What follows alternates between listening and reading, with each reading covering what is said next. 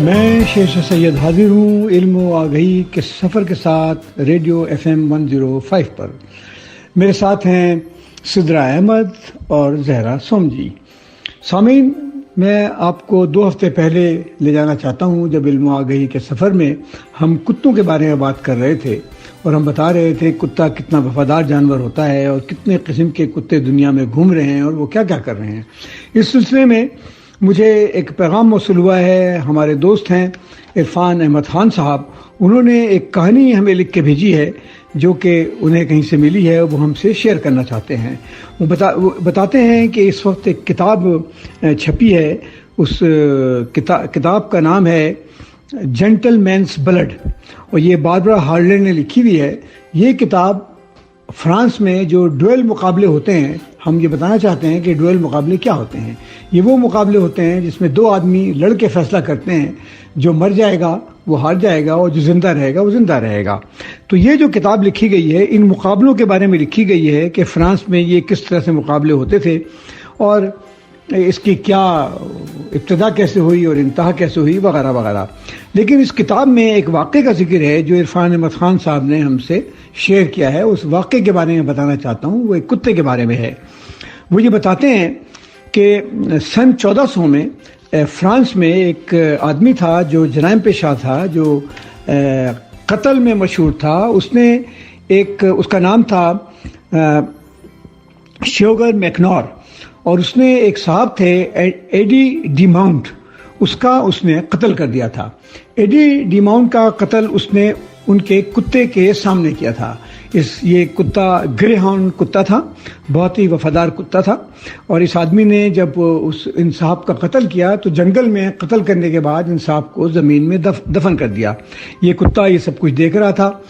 قتل ہونے کے بعد اور دفن ہونے کے بعد یہ صاحب تو اپنی جگہ پر بھاگ گئے، لیکن یہ کتا واپس پیرس آیا۔ یہ پیرس سے کوئی زیادہ دور نہیں تھا اور پیرس میں اپنے مالک کے ایک دوست کے گھر گیا اور وہاں بھوک بھوک کر اس نے اپنے مالک کو باہر نکالا اور مالک کے دوست کو باہر نکالا۔ تو مالک کا دوست ان کے ساتھ ساتھ آیا اور اس نے کتا ان کو گھسیٹتا ہوا جنگل کی طرف لے گیا اور جس جگہ پر اس کے مالک کو یعنی ایڈی ڈیماؤنٹ کو دفن کیا گیا تھا وہاں پر اس نے دکھایا۔ تو ان کے دوست نے زمین کو کھودا تو اس میں لاش رکھی ہوئی تھی، تو اس لاش کو نکالا گیا۔ اس کے بعد اس لاش کو جیسے کہ عام طور پہ ہوتا ہے اس طریقے سے دفن کر دیا گیا۔ اس کے بعد یہ ہوا کہ وہ کتا شہر میں ادھر ادھر دیکھ رہا ہوتا تھا اور ایک دن یہ مینکور صاحب جس نے کہ ان کا قتل کیا تھا وہاں سے گزرے تو کتے نے ان پہ بری طرح سے حملہ کر دیا۔ یہ کتا گریہاؤنڈ کتا تھا، عام طور پہ شریف تھا، کسی سے لڑتا جھگڑتا نہیں تھا، لیکن اس آدمی کو دیکھ کر کے وہ بے قابو ہو جاتا تھا اور جہاں بھی وہ آدمی نظر آتا تھا اس پہ حملہ کر دیتا تھا۔ اس بات کی خبر پیرس میں بادشاہ کو ہوئی اور بادشاہ نے بولا کہ اس میں کوئی نہ کوئی ضرور مسئلہ ہے، اور اس کتے کو اور اس آدمی کو اپنے دربار میں بلایا گیا۔ دربار میں اس کتے کو دیکھ کر کے اس آدمی کو دیکھ کر کے کتے نے جمپ مارا اور آدمی کے گلے پر اپنے دانت جوڑ دیے۔ وہ آدمی چیخنے لگا، پکارنے لگا اور کہنے لگا کہ وہ سب کچھ بتا دے گا، وہ سب کچھ بتا دے گا، کتے کو نکالا جائے۔ بڑی مشکل سے کتے کو نکالا گیا تو پھر اس آدمی نے وہاں پر کنفیس کیا کہ اس نے ایڈی ڈیماؤنٹ کا قتل کیا تھا اور قتل کرنے کے بعد وہاں پر دفن کر دیا تھا۔ تو اس زمانے میں یہ فیصلہ ہوا اور اس کو سزا دی گئی، اس کو سزائے موت دی گئی۔ تو یہ کتے کی وفاداری کا واقعہ ہے۔ میں نے سوچا کہ عرفان صاحب نے ہمیں بھیجا ہے تو ہم آپ سب کو بھی بتا دیں۔ تو کتا ایک ایسا جانور ہے جو انسانوں کو وفادار ہے ہمیشہ سے اور انسانوں کے لیے سب کچھ کر گزرنے کو تیار ہوتا ہے۔ پچھلے ہفتے کے پروگرام میں ہم نے اسی کے بارے میں ذرا بتایا تھا۔ اب سامعین، اس ہفتے کی ایک اہم خبر میں یہ دینا چاہتا ہوں کہ آپ کو پتہ ہے کہ 8 ستمبر کو بین الاقوامی دن ہوتا ہے لٹریسی کا، یعنی تعلیم کا بین الاقوامی دن۔ یہ دن 26 اکتوبر 1966 سے منایا جا رہا ہے۔ یونیسکو نے فیصلہ کیا کہ ہر سال 8 ستمبر کو بین الاقوامی تعلیم کا دن منایا جائے گا اور اس طرح سے ساری دنیا میں آگہی پھیلائی جائے گی کہ تعلیم کتنا ضروری ہوتا ہے۔ آپ کو ہم سب کو پتہ ہے کہ ہمارے ملک پاکستان میں بھی تعلیم کی جو شرح ہے وہ بہت کم ہے۔ زیادہ تر 2 کروڑ سے زیادہ بچے اسکولوں میں نہیں جاتے ہیں، 70% سے زیادہ لڑکیاں اسکولوں میں نہیں جاتی ہیں۔ وہ جہل کے چنگل میں پھنسے رہتے ہیں، نہ ان کی تعلیم ہو پاتی ہے، نہ وہ آگے ترقی کر پاتے ہیں۔ آج کی دنیا میں اگر ترقی کرنا ہے تو تعلیم بہت ضروری ہے، اور تعلیم کے بغیر آپ نہ کچھ سیکھ سکتے ہیں، نہ آگے بڑھ سکتے ہیں، اور نہ دنیا میں کوئی مقام پیدا کر سکتے ہیں۔ آج کے جو بڑے ایسے ملک ہیں جہاں پر تعلیم کی شرح فیصد بہت زیادہ ہے، وہ ترقی کی سفر میں سب سے آگے ہیں۔ ہم مثال کے طور پر دو ملکوں کی مثال لے لیتے ہیں، ایک ہندوستان کی اور ایک چین کی۔ اس وقت ہندوستان میں سب سے زیادہ الٹریٹ لوگ موجود ہیں، اور اس کے مقابلے میں چین میں بہت زیادہ تعلیمی معیار عمدہ ہو گیا ہوا ہے، اور چین بڑی تیزی سے ترقی کرتا ہوا کہاں سے کہاں چلا جا رہا ہے۔ جس میدان میں آپ قدم رکھیں چائنیز آپ کو آگے بڑھتے ہوئے نظر آئیں گے۔ اب تو یہ بھی سننے میں آ رہا ہے کہ آرٹیفیشل انٹیلیجنس یعنی مصنوعی ذہانت میں بھی چین ساری دنیا سے آگے بڑھ چکا ہے۔ اس کے مقابلے میں اگر دیکھا جائے تو ہندوستان میں ناخواندگی کی وجہ سے روزانہ جھگڑے ہوتے رہتے ہیں، فساد ہوتے رہتے ہیں، اور کسی بھی طرح سے ہندوستان ترقی کے اس معیار کی طرف نہیں جا رہا ہے جس معیار پر چین موجود ہے۔ ہمارے اپنے ملک کا یہی حال ہے۔ اگر ہم اپنے پاکستان اور بنگلہ دیش کا مقابلہ کریں تو ہمیں نظر آتا ہے کہ بنگلہ دیش میں جتنی بھی چیزیں ہیں اس میں بنگلہ دیش بڑی تیزی سے آگے بڑھتا چلا جا رہا ہے۔ وہاں پر ماؤں کی اموات کم ہو گئی ہے، وہاں پر فیملی پلاننگ کی شرح بڑھ گئی ہے، وہاں پر بچوں کی اموات کم ہو رہی ہے، اور وہاں پر تیزی سے ان کے روپے کی قیمت بھی بڑھتی جا رہی ہے، اور وہ خود ترقی کے مراحل طے کرتے ہوئے پورے ملک کو ایک دوسرے سے جوڑ رہے ہیں۔ اس کے مقابلے میں ہمارے ملک میں تعلیمی معیار اتنا پست ہو گیا ہے کہ ہم روز دیکھ رہے ہیں کہ روزانہ ایسے واقعات ہوتے ہیں جس سے اندازہ ہو جاتا ہے کہ ہمارے ملک میں تعلیم کا کوئی خاص خیر خواہی نہیں ہو رہی ہے۔ ہم یہ سمجھتے ہیں کہ دنیا میں اگر ترقی کرنی ہے تو تعلیم کو بڑھانا ہوگا، اور خاص طور پر لڑکیوں کی تعلیم میں بہت آگے بڑھنا ہوگا۔ جب تک لڑکیوں کی تعلیم آگے نہیں بڑھے گی اس وقت تک ہم دنیا میں کسی مقام پر بھی نہیں پہنچ سکیں گے۔ اسی لیے ہمارا مطالبہ ہے، ہم یہ سمجھتے ہیں کہ پاکستان کی جتنی بھی سیاسی جماعتیں ہیں سب مل کے فیصلہ کریں کہ ملک میں تعلیم کو فوقیت دی جائے گی، تعلیم کو بڑھایا جائے گا، اور ملک میں جتنی بھی لڑکیاں ہیں ان کو تعلیم دی جائے گی۔ اس کے ساتھ ہی میں آج سب لوگوں کے لیے تعلیم کے بارے میں ایک گانا سنانا چاہتا ہوں، تو یہ گانا سنیے، اور اس کے بعد ہم دوبارہ حاضر ہوں گے وقفے کے فوراً بعد علم و آگہی کا سفر لے کر۔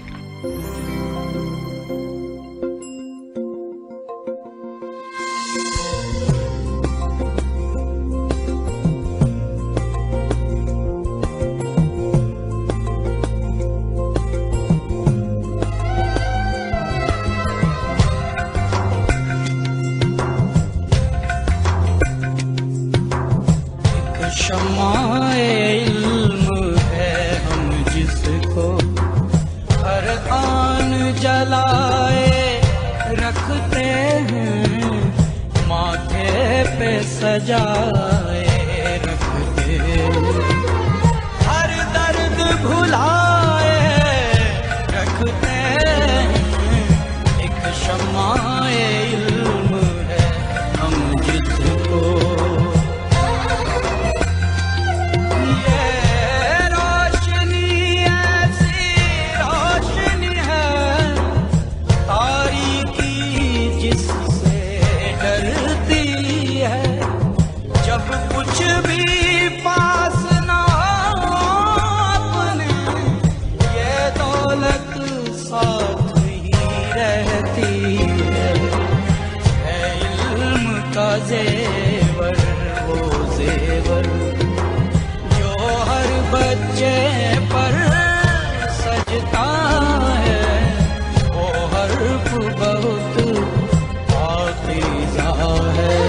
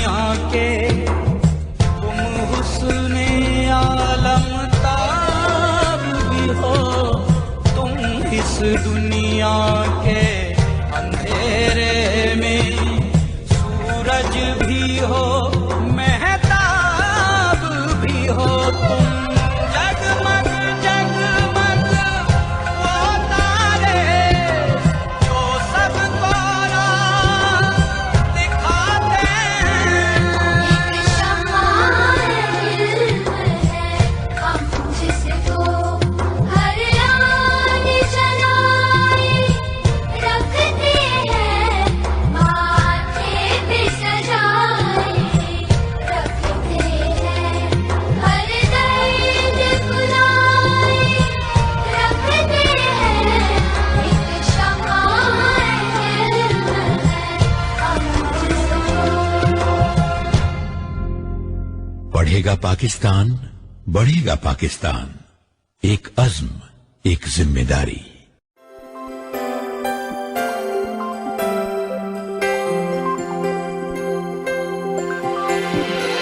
वक्फे के बाद हम दोबारा हाजिर हैं इल्म आ गई के सफ़र के साथ, और इस वक्त मेरे साथ मौजूद हैं समन सिद्दीकी। तो समन, ये बताएं कि आप इस वक्त किस शहर में हैं और क्या कर रही हैं? बहुत शुक्रिया डॉक्टर शेरशाह, एक दफ़ा फिर प्रोग्राम का हिस्सा बन के बहुत अच्छा लग रहा है। इस वक्त मैं हूँ अमेरिका के एक शहर श्रीवपोर्ट में, और ये एक यहाँ का स्टेट है लुइसियाना, उसका शहर है, और ये यहाँ का दूसरा सबसे बड़ा शहर है।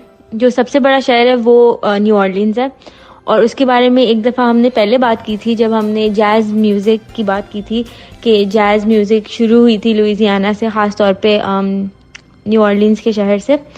तो ये जो श्रीवपोर्ट शहर है जिसमें मैं हूँ, ये न्यू ऑरलीन्स से तकरीबन 4 घंटा दूर है, और ये शुमाली इलाके में है, मतलब नॉर्थ में है, और बहुत अच्छा शहर है, बहुत हरा भरा है, बहुत बारिश भी होती है।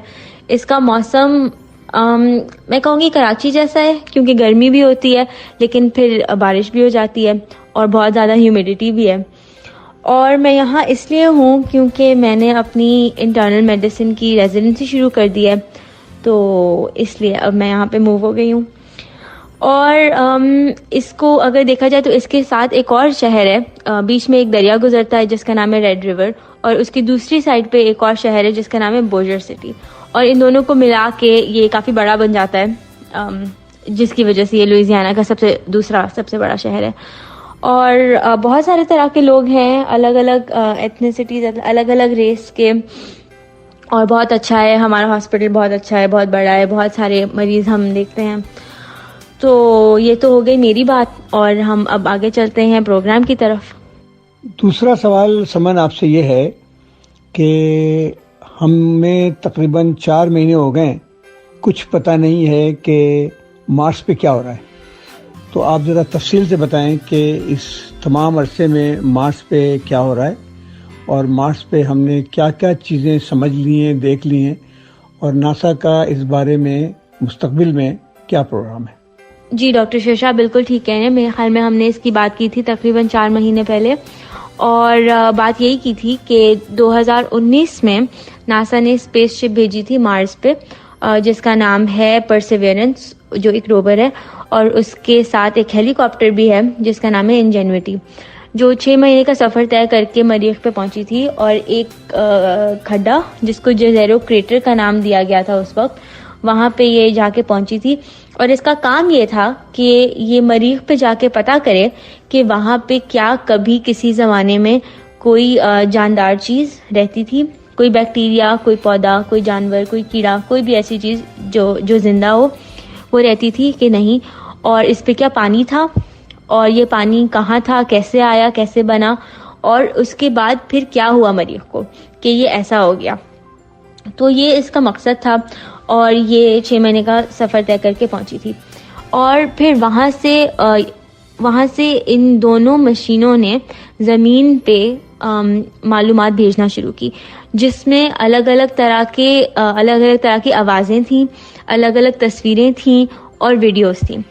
और इन चीज़ों के ज़रिए हम लोगों को ज़मीन पे बैठ के बहुत ऐसी चीज़ें मालूम हुई जो हमें पहले नहीं पता थी।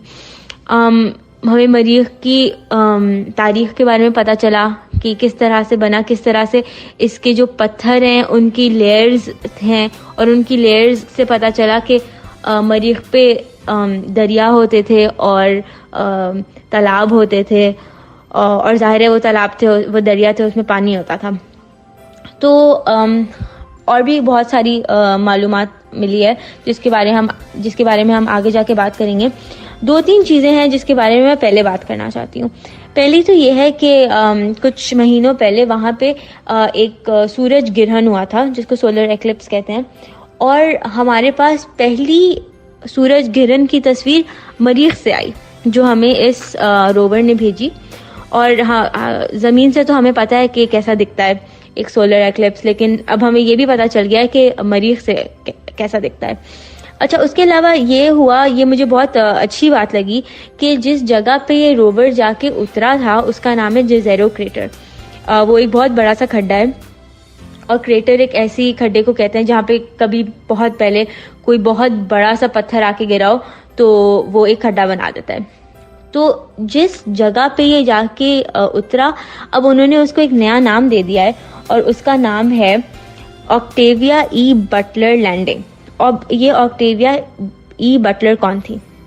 یہ ایک امریکن سائنس فکشن کی آتھر تھیں جنہوں نے کتابیں لکھی تھی, ناولز لکھی تھی, اور انہوں نے سائنس فکشن لکھی تھی جس میں انہوں نے مارس کا بھی ذکر کیا تھا. اور یہ ان کا انتقال ہو گیا 2006 میں. لیکن انہوں نے بہت پہلے, مطلب 30-40-50 سال پہلے ایسی باتیں سوچی تھیں اور لکھی تھیں کہ لوگ مریخ پہ چلے گئے اور ان کی زندگی وہاں پہ, اور انہوں نے ناولز لکھی تھیں جس کی وجہ سے ان کو بہت سارے ایوارڈز بھی ملے. تو ان کو یاد رکھتے ہوئے جس جگہ پہ یہ لینڈ ہوا پرسیویرنس, اس کا نام بدل کے آکٹیویا ای بٹلر لینڈنگ رکھ دیا گیا. اچھا جی, تو اب اس کو وہاں پہنچے ہوئے 550 سے بھی زیادہ دن ہو گئے ہیں, اور اس نے بہت ساری معلومات حاصل کی ہے جس کے بارے میں ہم آگے جا کے بات کریں گے. آپ کا کیا خیال ہے, یہ جو 2 وہاں پر ایک ہیلی کاپٹر اور جیپ گھوم رہی ہے, یہ کیا ابھی تک کام کر رہی ہے, اور اس سے کتنا فائدہ پہنچا ہے اس پورے مشن کو؟ جی بالکل ڈاکٹر شیشا, یہ ابھی تک کام کر رہی ہے, اور جیسے کہ میں نے بتایا یہ الگ الگ طرح کے پتھروں کے سیمپل جمع کرتی ہے. اور آگے جا کے جو پلان ہے وہ یہ ہے کہ ایک اور جہاز جائے گا زمین سے, اور جو یہ ان پتھروں کو واپس زمین پہ لے کے آئے گا. اچھا, تو ابھی حال ہی میں اس نے جو ڈسکوری کی ہے, یہ تو ہمیں پہلے ہی معلوم ہو گیا تھا کہ مریخ پہ کسی زمانے میں تالاب ہوتے تھے اور دریا ہوتے تھے, لیکن اب 2 الگ الگ طرح کے پتھر ملے ہیں جس کی تھوڑی سی انالیسس وہیں پہ ہو گئی, اس کی تفتیش شروع ہو گئی ہے, اور یہ پتہ چلا ہے کہ اس میں سے کچھ پتھر اوپر تھے, مطلب جو سرفیس ہوتا ہے اس کے اوپر تھے, اور کچھ تھے جو مریخ کی زمین کے بہت اندر سے نکلے تھے جہاں پہ میگما تھا, جہاں پہ اس پلانٹ کا کور ہوتا ہے. تو مزے کی بات یہ ہے کہ ان پتھروں سے ان کی خاص بات یہ ہے کہ اس سے یہ پتہ چل سکتا ہے کہ ان پتھروں کی زندگی کتنی تھی, یہ پتھر کب بنے تھے, کتنے ہزار لاکھوں سال پہلے بنے تھے. تو اس سے یہ بھی معلوم ہو سکتا ہے کہ ایسا کیا ہوا تھا مریخ پہ کہ وہ ایک ایسی جگہ جہاں پہ دریا اور تالاب ہوتے تھے, جہاں پہ پانی ہوتا تھا, جہاں پہ شاید زندگی ہوتی تھی, اس سے یہ سوکھا اور اتنا ٹھنڈا پلانٹ بن گیا. تو یہ بہت مزیدار چیزیں, اور بہت سارے سائنسدان کو اس نے بہت پریشان کیا ہوا ہے کہ اتنی مزے کی چیزیں وہاں سے پتہ چل رہی ہیں. اور جو دوسری چیز ہے وہ یہ ہے کہ ایک نیا مشن پلان ہو رہا ہے کہ اب جا کے یہ جو سیمپل جمع کر رہا ہے انجینوٹی اور پرسیویرنس, وہ واپس زمین تک لے کے آنا ہے.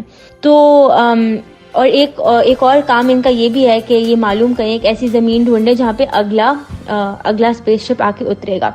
تو اگلا جو ان کا مشن ہے اس کی کچھ ٹائم لائن ایسے بن رہی ہے کہ 2027 میں یہاں سے اڑے گا جہاز, 2028 میں وہاں پہنچے گا, اور اپنا سارا کام کر کے 2033 میں واپس زمین پہ پہنچے گا. یہ والا خود واپس نہیں پہنچ سکتا ہے کیونکہ اس کا مشن یہ نہیں تھا کہ اس کو زمین پہ واپس لانا ہے, اس کا مشن یہ تھا کہ یہ حفاظت سے وہاں پہ پہنچ جائے اور اپنا کام وہیں پہ کرے.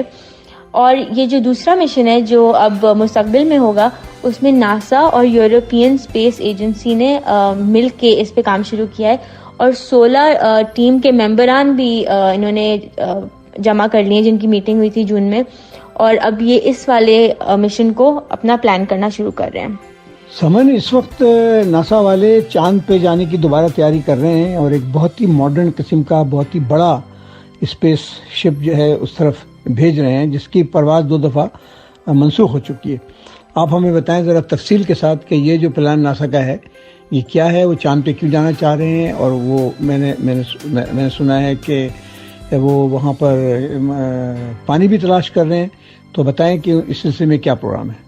جی بالکل ٹھیک کہہ رہے ہیں آپ ڈاکٹر شیرشاہ، ناسا ایک نیا راکٹ لانچ کرنے کی کوشش میں ہے جس کا نام ہے آرٹیمس 1، اور آرٹیمس 1 کا مقصد یہ ہے کہ یہ چاند پہ جائے گی۔ اصل میں یہ فلوریڈا سے اڑے گی، زمین کے گرد ایک چکر لگائے گی، اس کے بعد چاند کی طرف جائے گی، چاند کی طرف بھی ایک چکر لگائے گی، اس کے بعد چاند پہ اتر جائے گی، اور چاند پہ اترنے کے بعد یہ واپس چاند سے اڑے گی، چاند کا ایک اور چکر لگا کے زمین کی طرف آئے گی، اور زمین کا چکر لگاتے ہوئے کیلیفورنیا میں سمندر میں جا کے گر جائے گی۔ اور بالکل اس طرح سے ہوگا جیسے اس میں لوگ ہیں، لیکن یہ ان مینڈ ہے، یعنی اس میں کوئی کرو، کوئی انسان نہیں ہوں گے، یہ صرف خالی ایک جہاز جائے گا۔ اور اس کا مقصد یہ دیکھنے کے لیے کہ اس میں کوئی ایسا بہت بڑا خطرہ تو نہیں ہے جو انسانیت، مطلب جو انسان جائے ان کے لیے خطرہ کا باعث بنے۔ اس کے بعد ایک آرٹیمس 2 اور آرٹیمس 3 2 اور ان کے پلان ہیں کہ 2 اور جہاز جائیں گے۔ آرٹیمس 2 میں یہ ہوگا کہ انسان جائیں گے لیکن وہ جہاز اترے گا نہیں چاند پہ، اور وہاں سے گھوم کے یعنی فلائی بائی کر کے واپس زمین پہ آ جائے گا۔ اور اس کے بعد جو آرٹیمس 3 ہوگا اس میں انسان جائیں گے اور چاند پہ اتریں گے، اور اس کے بعد واپس زمین پہ آ جائیں گے۔ تو ان سب کے ٹرائل کے طور پہ یہ پہلا والا جہاز جا رہا ہے جس کو آرٹیمس 1 کا نام دیا گیا ہے۔ اچھا، اب اس کا مقصد کیا ہے؟ اس کا ایک مقصد تو یہ ہے کہ اگر، اور ظاہر ہے انسان اپنے سے دور جتنے بھی دنیایں ہیں، جتنے بھی پلانٹس ہیں ان کو ایکسپلور کرنا چاہتا ہے، تو اس کے لیے اس کی جو ٹیکنالوجی ہے وہ بہت ضروری ہے، کیونکہ یہ جو ابھی دنیا میں سب سے تیز ترین راکٹ ہے یہ وہ ہوگا، اس سے زیادہ اور کوئی تیز راکٹ بنا نہیں ہے۔ تو جتنا ہمیں دور جانا ہے اس کے لیے ہمیں رفتار چاہیے، تیز رفتار چاہیے، اور اس کے لیے اس کی ٹیسٹنگ ہونی ضروری ہے۔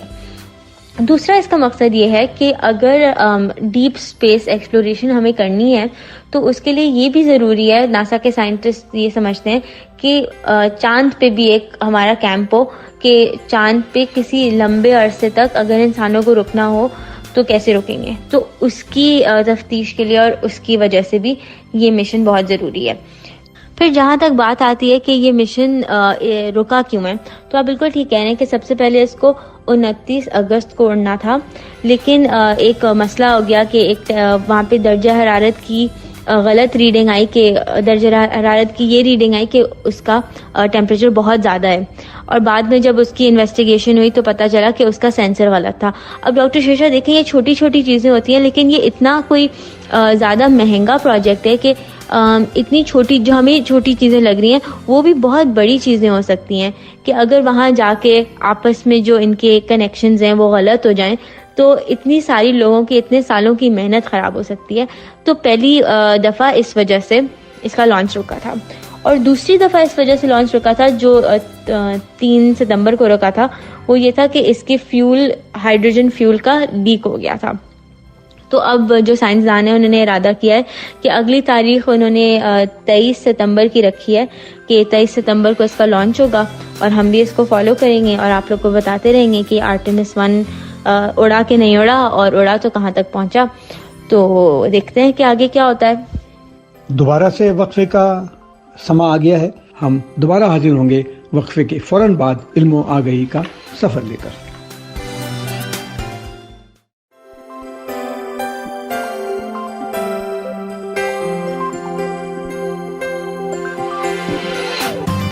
ہم دوبارہ سے حاضر ہیں علم و آگہی کے سفر کے ساتھ، اور ہمارے ساتھ موجود ہیں سدرا احمد اور زہرا سوم جی۔ ہم سفر کے اس مرحلے پہ ہیں جہاں پر ہم فلسفیوں کے بارے میں بات کر رہے ہیں. سامعین، جیسے کہ آپ کو اندازہ ہے کہ پچھلے کئی سفروں میں ہم نے مختلف ملکوں کے فلسفیوں کے بارے میں بتایا، ان کی تاریخ بتائی اور ان کے سماج پر کیا اثر رہا وہ بتایا. اور یہ تمام ان فلسفیوں کے بارے میں بات کر رہے ہیں ہم جن کی پیدائش حضرت عیسیٰ کی پیدائش سے پہلے رہی. آج ہم ایران چلتے ہیں. ایران ایک قدیم تہذیب کا نام ہے جہاں لوگ ایشیا کے مختلف علاقوں سے سفر کرتے ہوئے پہنچے، اپنی سلطنتیں قائم کی رہے اور گزشتہ 10-15 ہزار سال کے درمیان وہاں پر آبادی بڑھتی رہی اور آہستہ آہستہ ایک منظم قسم کی تہذیب بن گئی. ایران کی تاریخ سے دلچسپی رکھنے والوں کو پتہ ہے کہ ایران میں ایک زمانے میں ایسی حکومتیں قائم تھیں جو بہت دنوں تک یورپ سے جنگیں کرتی رہیں.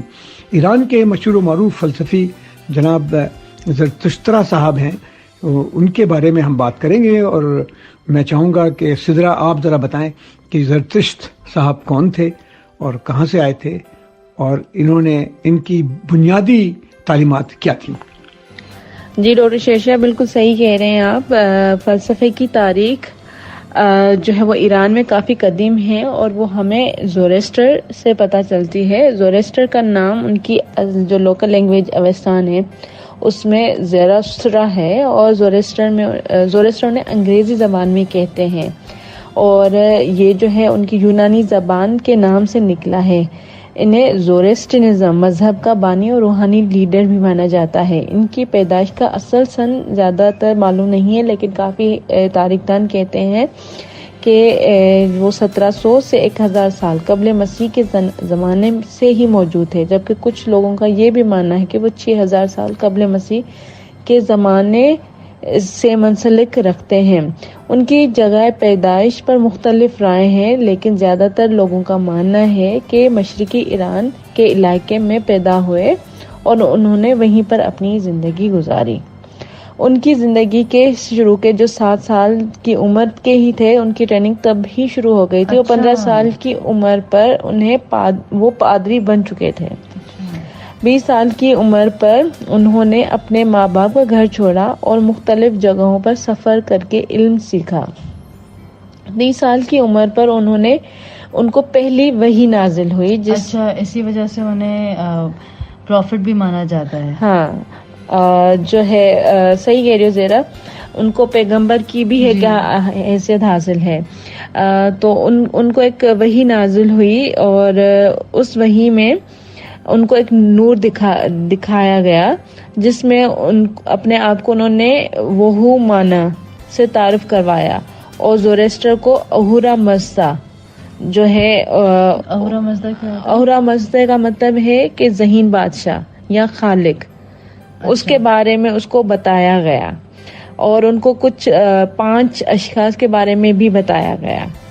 تو زوریسٹر کیونکہ وہی ہو چکی تھی اور آہستہ آہستہ یہ ساری چیزوں کی سمجھ آ رہی تھی، تو پھر ان کو بہت جلدی اچھائی برائی دھوکہ خالق کی روحانی روح اور بد روح کے بارے میں سمجھ آ گئی. انہوں نے لوگوں کو عائشہ یعنی کہ صحیح راہ جو ہے وہ دکھانے کے لیے ان کی دلچسپی بڑھی. انہوں نے اس کو اپنا زندگی کا مقصد بنا لیا تھا. انہوں نے 3 شادیاں کی تھی اور ان کے 6 بچے تھے. انہوں نے فلسفے پہ بہت کام کیا اور ان کا ماننا تھا کہ انسان ہر وقت آشا اور دروج یعنی حق اور برائی کی کیفیت سے گزر رہا ہوتا ہے. ان کا ماننا ہے کہ انسان کو حق کے لیے بنایا گیا ہے. انسان زندگی میں اخلاقی طور پر اگر نیک کام کرے اور اپنی نیت رکھے اور اچھی سوچ رکھے تو حق کے قریب ہو سکتا ہے.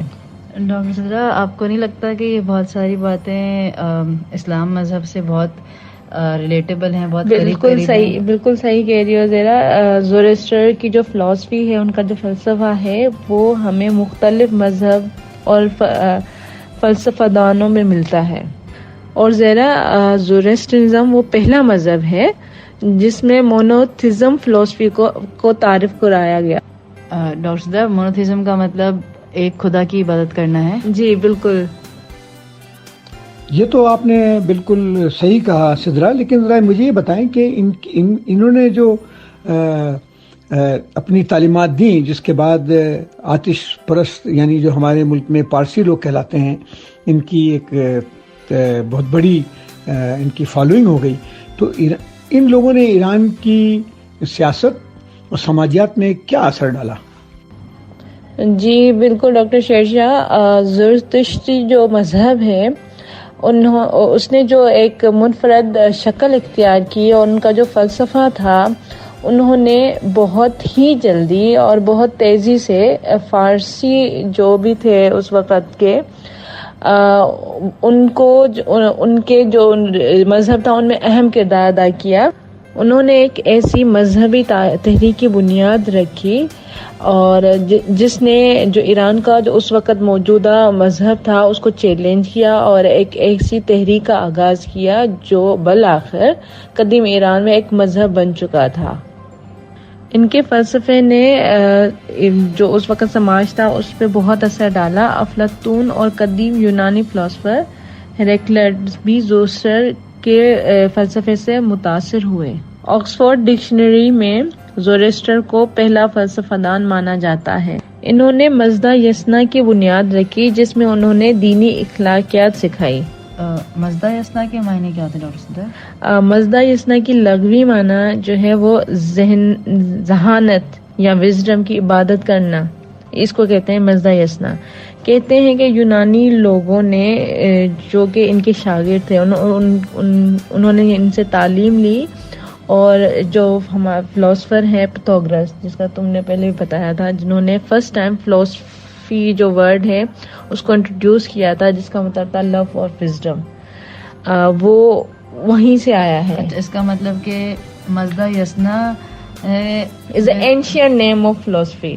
پہلے مزدہ یسنا آیا ہے، اس کا مطلب ہے وزڈم کی عبادت کرنا، اور فلاسفی پائتھاگورس نے انٹروڈیوس کرایا ہے جس کا مطلب ہے ذہانت سے محبت کرنا. زورسٹر نے انسان کی آزادی پر بات کی ہے اور وہ کہتے ہیں کہ بھلائی اور برائی میں سے جو بھی عمل ہم چاہتے ہیں وہ اپنے خود کرتے ہیں، اور ہمیں اپنے کسی بھی عمل کے لیے خدا کو ذمہ دار نہیں ٹھہرانا چاہیے. وہ کہتے ہیں کہ خدا ہمارے فیصلے اور ایکشنز کے ذمہ دار نہیں ہے، یہ ہماری اپنی ریسپانسبلٹی ہے. بھلی سوچ اور کام کرنے سے ہم اپنے اندر اور اس معاشرے میں آشا کو اچھے کاموں کو بڑھا سکتے ہیں. زورسٹر کے نزدیک انسان کے ایکشن اس کی آخرت کی زندگی اور وہاں ہونے والے حالات کے قریب لے جاتی ہے. تو ذرا اس کا مطلب یہ ہے کہ زورسٹرزم جو ایک مذہب ہے اس میں آفٹر لائف کا بھی کانسیپٹ ہے. سدرا، میرا سوال زرتشت صاحب کے بارے میں آخری میں سوال یہ ہے کہ ان کے بارے میں ہم پہلے ایک پروگرام کر چکے ہیں جس میں ہم نے پارسی مذہب کے بارے میں تفصیل سے بتایا تھا، لیکن آخر میں چلتے چلتے آپ ہمیں بتائیں زرتشت کے بارے میں کہ ان کی جو کتاب ہے اس کا کیا نام ہے، اور اس کتاب میں بنیادی طور پہ جو خدا کا کیا تصور دیا ہے انہوں نے.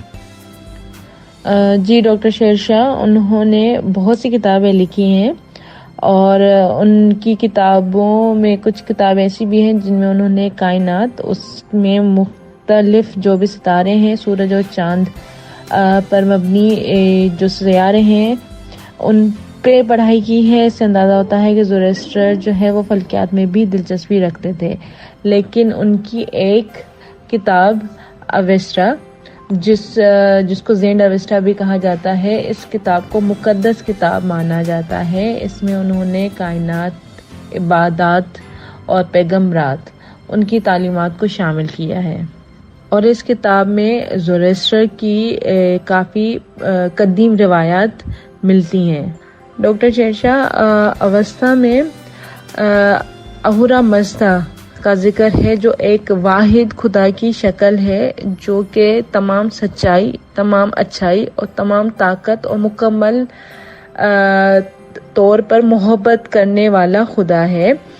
اور اس خدا کو جو ایکنالجمنٹ جو ہے وہ یہ ہے کہ وہ ان کی تعلیمات یہ ہے کہ جو انسان ہے وہ اپنے اچھے خیالات رکھے، وہ اچھے الفاظ استعمال کرے، وہ اچھے اعمال کریں، اور جو نیک لوگ ہوتے ہیں وہ جو سچائی، جو آشا ہوتی ہے اس کا احترام کرتے ہیں، اور جو دروج ہے، جو برائی ہوتی ہے اس سے دور رہتے ہیں۔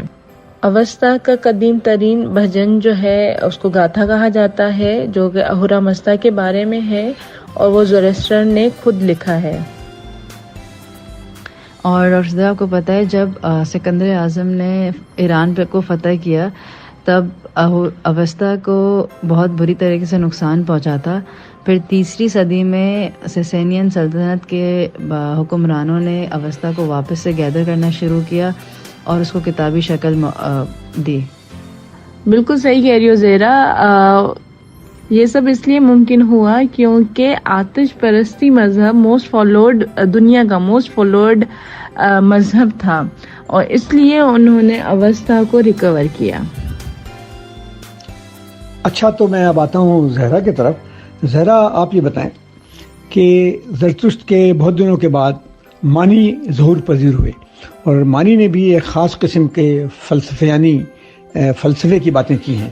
تو آپ ہمیں بتائیں کہ مانی صاحب کہاں پیدا ہوئے تھے، اور ان کے بارے میں جو روایت ہے کہ شاید ان کی موت جب واقع ہوئی تو کسی کو ان کا جسم بھی نہیں ملا، کیا اس میں کوئی حقیقت ہے؟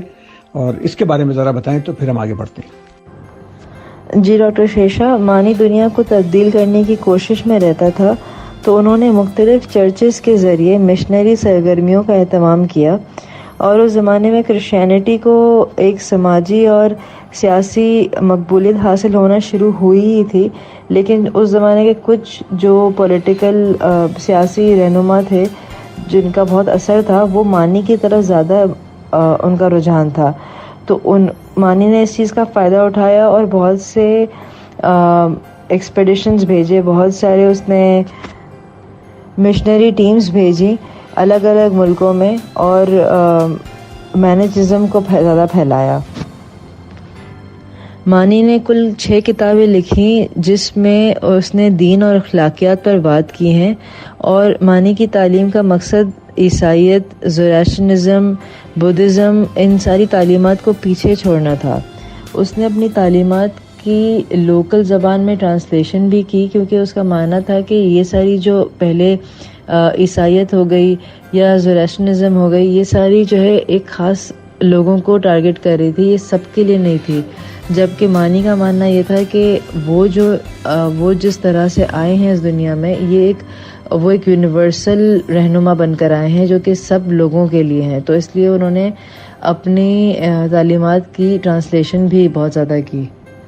یہی وجہ ہے کہ مانیچزم تیزی سے مغرب میں رومی سلطنت میں پھیلتا گیا، مصر سے یہ شمالی افریقہ میں منتقل ہوا، اور پھر 4 صدی میں روم پہنچا۔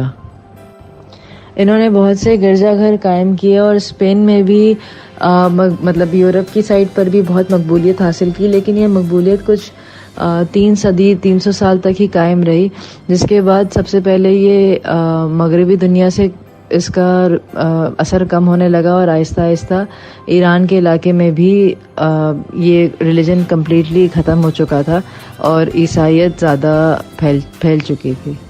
دوبارہ سے وقفے کا سما آ گیا ہے، تو ہم وقفے کے لیے جاتے ہیں اور فوراً حاضر ہوتے ہیں وقفے کے بعد، اور ہم بات کریں گے مزید ایران کے فلسفیوں کے بارے میں۔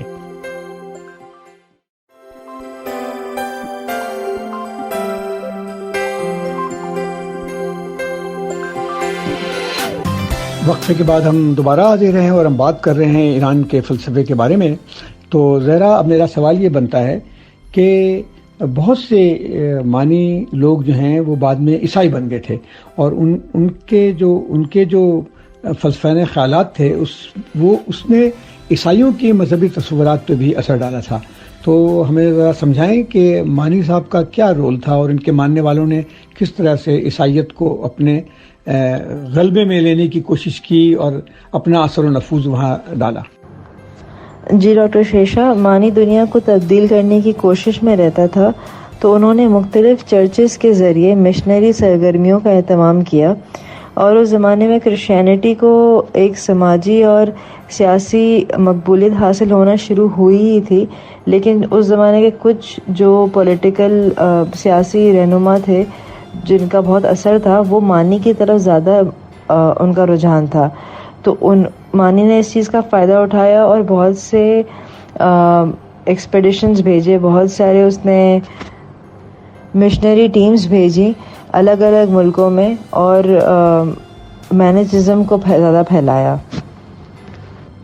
مانی نے کل 6 کتابیں لکھیں جس میں اس نے دین اور اخلاقیات پر بات کی ہیں، اور مانی کی تعلیم کا مقصد عیسائیت، زوریسٹرنزم، بدھزم، ان ساری تعلیمات کو پیچھے چھوڑنا تھا. اس نے اپنی تعلیمات کی لوکل زبان میں ٹرانسلیشن بھی کی، کیونکہ اس کا ماننا تھا کہ یہ ساری جو پہلے عیسائیت ہو گئی یا زوریسٹرنزم ہو گئی، یہ ساری جو ہے ایک خاص لوگوں کو ٹارگٹ کر رہی تھی، یہ سب کے لیے نہیں تھی. جبکہ مانی کا ماننا یہ تھا کہ وہ جس طرح سے آئے ہیں اس دنیا میں، وہ ایک یونیورسل رہنما بن کر آئے ہیں جو کہ سب لوگوں کے لیے ہیں. تو اس لیے انہوں نے اپنی تعلیمات کی ٹرانسلیشن بھی بہت زیادہ کی. یہی وجہ ہے کہ مانیچزم تیزی سے مغرب میں رومی سلطنت میں پھیلتا گیا. مصر سے یہ شمالی افریقہ میں منتقل ہوا اور پھر 4 صدی میں روم پہنچا. انہوں نے بہت سے گرجا گھر قائم کیے اور اسپین میں بھی مطلب یورپ کی سائڈ پر بھی بہت مقبولیت حاصل کی، لیکن یہ مقبولیت کچھ 300 سال تک ہی قائم رہی، جس کے بعد سب سے پہلے یہ مغربی دنیا سے اس کا اثر کم ہونے لگا، اور آہستہ آہستہ ایران کے علاقے میں بھی یہ ریلیجن کمپلیٹلی ختم ہو چکا تھا اور عیسائیت زیادہ پھیل چکی تھی. اب میرا سوال آپ دونوں سے ہے کہ آپ دونوں ہمیں مزدق کے بارے میں بتائیں. مزدق میرے بہت ہی ایک طرح سے فیوریٹ رہے ہیں. میں نے مزدق کے بارے میں پہلے بھی بہت کچھ پڑھا ہے، اور مزدق کا جو تصور تھا کہ سارے عوام کو تمام حقوق ملنے چاہیے، تو یہ مجھے بہت اچھا لگتا تھا. تو آپ دونوں ذرا مجھے بتائیں کہ مزدق کے کیا اصول تھے اور انہوں نے کیا کرنا چاہا، اور کس طرح سے ان کے خلاف ایرانی سماج کے کچھ ایسے لوگ کھڑے ہو گئے جو کبھی بھی عوام کو ان کے حقوق نہیں دینا چاہتے ہیں. آپ ذرا بتائیں کہ کس طرح سے یہ سب کچھ ہوا اور کس طرح سے ان کی وفات ہوئی. ڈاکٹر شیرشاہ، یہ تو بہت ایک نئی بات پتہ چلی آپ کے بارے میں کہ مزدق آپ کے فیوریٹ ہیں اور ہونے بھی چاہیے. تو مزدق جو ہیں وہ ایک زرتشتی پادری، ایک امام مصلی اور پیغمبر تھے. وہ 480 سال میں پیدا ہوئے. مزدقزم مذہب کے مرکزی نمائندے تھے، اور ان کے نزدیک وہ زورسٹرزم کی اصلاح کر کے ایک مزید اور پاکیزہ ورژن کو اپنی تخلیق کر کے ایک مزدقزم کا نام پر لوگوں تک پہنچانا چاہتے تھے. مزدق کے مذہب کے بہت سے لوگ ماننے والے تھے، اور اس زمانے میں بہت سارے بادشاہ تھے جو مزدق کی تعلیمات کو ایکسیپٹ کرتے تھے. مزدق نے بادشاہوں کی سپورٹ کے ذریعے سوشل ریفارمز بنائے تھے، اور وہ غریبوں کی مدد کرنے کے لیے حکومتی ویئر ہاؤس یا گودام بناتے تھے اور غریبوں کی مدد کرتے تھے. تمہیں پتہ ہے زہرا، مزدق کی تعلیم جو تھی یا ان کا جو فلسفہ تھا وہ 2 سمجھو امتیازی عوامل پر ڈپینڈ کرتا تھا. ایک تو ان کا یہ تھا کہ جو مذہبی رسم و رواج ہوتا ہے ان کو کم کیا جائے، اور دوسرا وہ کہتے تھے کہ جو پاور آف پوزیشن میں لوگ ہیں جو کہ مضبوط پوزیشن بناتے ہیں سوسائٹی کی، ان پہ وہ تنقید کرتے تھے، کیونکہ وہ کہتے تھے اصل مذہبی شخص وہ ہے جو کائنات کے اصولوں کو خود سمجھے اور خود سمجھ کر اور پھر ان کے متعلق اور مزید جاننے کی کوشش کرے. دوسرا ان کو یہ ہوتا تھا جو یہ پوزیشن پہ ہوتے ہیں لوگ، وہ جو ہماری آبادی ہوتی ہے، جو لوکل لوگ ہوتے ہیں اس وقت پادری ان پر وہ ظلم کرتے ہیں، اور پھر اس کی وجہ سے غربت سمجھو جنم لیتی ہے. اچھا، تو اب سمجھ آ رہا ہے کہ ڈاکٹر شیرشاہ کو مزدک کیوں خاصے پسند ہیں، اور واقعی آنے بھی چاہیے. اور اگر دیکھا جائے تو آج کل کے زمانے میں بھی حالات کچھ ایسے ہی ہیں کہ جو لوگ پوزیشن آف پاور میں ہیں ان کی وجہ سے جو عوام ہوتی ہے وہ کتنا سفر کرتی ہے.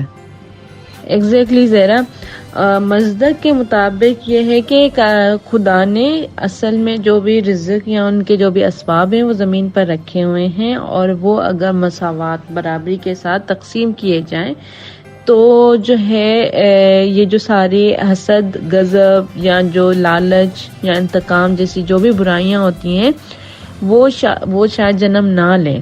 اور وہ یہ کہتے ہیں کہ ان کا جو باعث بنتی ہے نا ان ساری چیزوں کے، وہ وہی ہے جب یہ طاقتور غلبے میں آ جاتے ہیں. جی، اور ڈاکٹر صدرہ، مصدق جو ہے وہ اچھائی پر، بھلائی پر زیادہ زور دیتے تھے، اور وہ یہ کہتے تھے کہ انسان کو اپنی زندگی ایسے گزارنی چاہیے کہ وہ کسی کو نقصان نہ پہنچائے، کسی کا قتل نہ کرے. اسی وجہ سے وہ ویجیٹیرینزم کو زیادہ فالو کیا کرتے تھے. ان کو لگتا تھا کہ جانوروں کو ذبح کر کے ان کا گوشت کھانا ہمیں اندھیرے کی طرف لے جاتا ہے. اور وہ یہ کہتے تھے کہ انسان کو مہربان ہونا چاہیے، دوستانہ رویہ رکھنا چاہیے، اور دوسروں کے ساتھ امن کے ساتھ رہنا چاہیے. اسی وجہ سے مصدق کی جو تعلیمات ہیں ان کو ایک سماجی ریولیوشن کے طور پہ دیکھا جاتا ہے، اور کہا جاتا ہے کہ جیسے وہ ایک سماج میں ایک تبدیلی لانا چاہتے تھے، تو یہ سارے جو ٹیچنگز تھیں اسی طرف لے جاتی ہیں. اور بہت سارے لوگ تو انہیں ارلی کمیونزم کی سوچ کے بانی بھی مانتے ہیں. صحیح کہہ رہی ہو زہرا. ان کے جو کائنات کے اصول تھے نا اس میں بھی انہوں نے روشنی اور اندھیرے کو نا بہت اچھے سے بیان کیا ہے. جو یہ تاریکی جو اندھیرا ہوتا ہے اس کو اس نے شیطان سے تشبیہ دی ہے، اور روشنی کو اچھائی سے تشبیہ دی ہے کہ روشنی کے علم ہے، کہ احساس ہے، اس کی خصوصیت رکھتا ہے، جبکہ جو اندھیرا ہوتا ہے، جو تاریکی ہوتی ہے وہ بے ترتیب ہوتا ہے. جو اندھیرا ہوتا ہے اس کے کام سمجھو جاہلانہ یا اندھے ہوتے ہیں. تو انہوں نے کہا ہے کہ انسان کا کردار ایک اچھے اخلاق کے ذریعے اپنے ان حصوں کو جاری کرنا ہے یا ان حصوں تک روشنی کا تعلق بنانا ہے. تو انہوں نے انسان کے کردار کو ایک روشنی کی طرح تشبیہ دے کر کہا ہے کہ اگر ایسا کیا جائے تو بہت سارے مسئلے جو صحیح ہو جائیں گے. جی ڈاکٹر صدہ، آپ کو پتہ ہے علامہ اقبال نے بھی مصدق کی سوچ کے بارے میں لکھا ہے. علامہ اقبال جو مصدق ہے وہ ان سے جو ہمارے بہت ماڈرن فلاسفر ہیں، کارل مارکس ماڈرن فلاسفر ہیں یہ کافی متاثر ہوئے تھے. اور علامہ اقبال نے اپنی نظم ابلیس کی مجلس شورا میں مذہبی رسومیات میں کمی، محبت کی آزادی اور سماجی انقلاب کی ضرورت کے بارے میں بات کی ہے. اور انہوں نے بتایا ہے کہ کیسے مصدق اور مارکس کی سوچ ان مضامین پر یکساں تھی. ہاں تو زہرا، جیسے کہ انہوں نے جیسے سماجی انقلاب لایا، یا جس طرح وہ غریبوں کی مدد کرتے تھے، یا جو پوزیشن پاور کے خلاف جو لوگ ہوتے تھے ان کی تنقید کرتے تھے، تو جو ہے جیسے کہ ان کے پیروکار بڑھنے لگے. لیکن اس کے ساتھ ساتھ کچھ جو وہاں کے بادشاہ تھے ان میں بھی خوف پھیلنے لگا. تو جو ہے اگینسٹ زردک، اور جو ہے انہوں نے جو وہاں کے بادشاہ تھے انہوں نے ان کے خلاف دشمنی کرنا شروع کر دی. اور جو ہے اس میں زورسٹرین جو ہے وہ زیادہ تر آتے ہیں. تو اس وجہ سے مصدق کو حکومتی سپورٹ جو ہے وہ کم ہوتی گئی، اور ان پہ اور ان کے پیروکار جو ہے ان پہ ظلم کرنا شروع کیا گیا. اور ان کو مطلب ان کے قصے ملتے ہیں کہ سب سے پہلے تو ان کے جو 3000 مزدور تھے جو ان کے لیے کام کرتے تھے، ان کے فالوورز تھے، ان کو پھانسی دی گئی. اور جو ہے ان کو ان گنت تیروں کے ساتھ مارا گیا. اور ان کی اور بھی کافی اذیت ناک طریقے بتائے گئے ہیں کہ کس طرح سے ان کو پھانسی دی گئی یا ان کو الٹا لٹکایا گیا. اور ان کو اس طرح کے جو ہے نا ایگزیکیوشنز دی گئیں جو کہ کافی ٹارچرس ہیں. تو ڈاکٹر صدرہ پھر مصدق کا کیا ہوا؟ زیرا کچھ جو ہے بکس کہتی ہیں کہ ان کو زندہ دفن کیا گیا ہے، اور کچھ کہتے ہیں کہ ان کو بہت اذیت ناک طریقے سے ان کو پھانسی دی گئی. اچھا. آپ دونوں نے تو مجھے بہت امپریس کر دیا کہ اتنا زیادہ آپ کو زرتشت، مانی اور مصدق کے بارے میں پتہ تھا. بہت شکریہ، آپ نے اس طرح سے ہمیں ان سے آگہی دی اور ہمیں بتایا کہ ایرانی سماج میں جو ڈسپلن، جو منظم ان کا انداز فکر ہے اور جو ان کا آزادانہ خیالات کے ساتھ رہنا ہے. جیسے کہ اس وقت ایران میں ایک کٹر قسم کی مذہبی حکومت ہے، لیکن اس مذہبی حکومت کے باوجود ایران میں سیاسی شعور اور انفرادی طور پر پڑھنے لکھنے کی عادت مسلسل بڑھتی چلی جا رہی ہے. بے شمار ایرانی لوگ ساری دنیا میں اس مذہبی تسلط کے خلاف احتجاج بھی کرتے ہیں اور چاہتے ہیں کہ ایسا سماج ہو جہاں پر ہر آدمی کو سوچنے سمجھنے کی آزادی ہو اور سماج آگے کی طرف بڑھے. تو اس کے ساتھ ہی ہمارا آج کا یہ وقت ختم ہو رہا ہے. ہم دوبارہ حاضر ہوں گے علم و آگہی کے سفر کے ساتھ اگلے ہفتے FM 105 پر موجود ہوں گے. بہت بہت شکریہ آپ کا بھی، زہرا اور سدرا اور سمن صدیقی. شکریہ.